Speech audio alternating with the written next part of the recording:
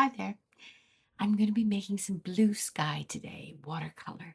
I'm going to try something new rather than talking about what I'm doing. I mean, it's kind of obvious, but I'm going to talk about what I'm making, and it's about blue skies.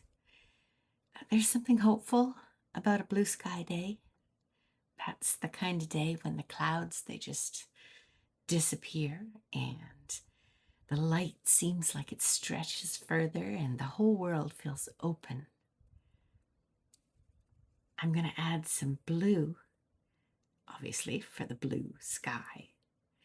And as I add the blue watercolor to the page, I'm thinking about how blue skies can feel like a gift. They remind us that brightness is still there, even after days when we could not see it. Have you ever had those days? I have. The sky doesn't always look like a blue sky day. Some days are gray, some feel really heavy with clouds. Some seasons hold more rain than sunshine. But the blue hasn't disappeared. It's simply hidden for a while. I'm following Emma Lefebvre's watercolor idea, and her instructions are to make it lighter and lighter and lighter as you go down. So I'm trying. Anyhow, blue sky day. Perhaps we need to remember that the blue hasn't disappeared. It's just hidden for a while on those stormy days. A difficult day doesn't mean that hope is gone. And a disappointing chapter of life doesn't mean the story's lost its beauty. And a cloudy season, it doesn't mean that the sun has stopped shining. Sometimes we simply have to keep going until the light becomes visible again. Now I'm going to start with some green next. And as the green begins to gather beneath the sky, even though it's upside down now, I find it easier to paint that way. That green makes me think of fresh growth. Green grass rarely appears all at once. I know that because we have a field behind us, and the farmer, when he plants something, nothing shows up right away.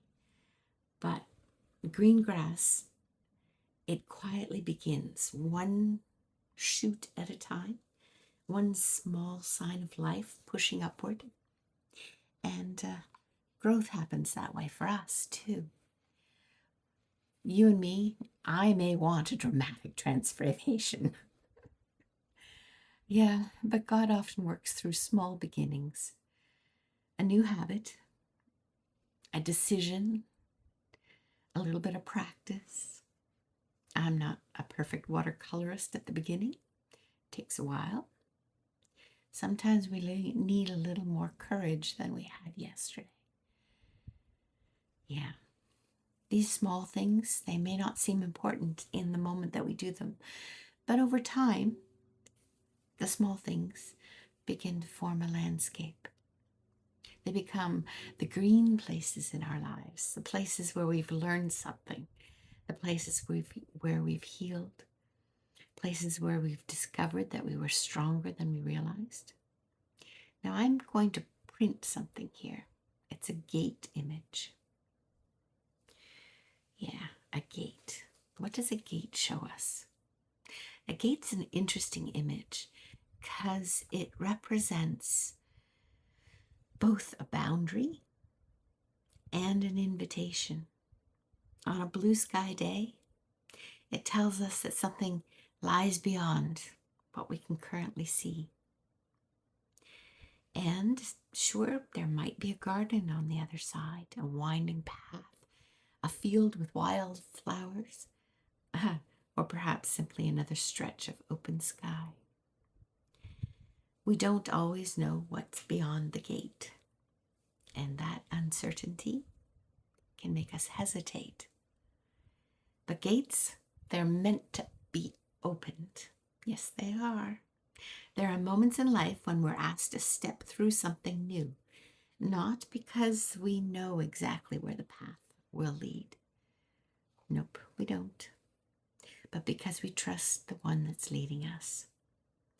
A gate might be a new opportunity, a creative idea we've been afraid to try, a conversation we need to begin, a dream we packed away. I don't know.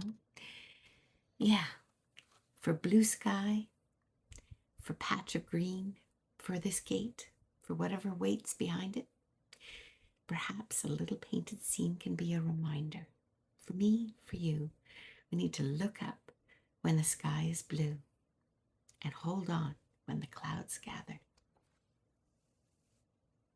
This is Blue Sky.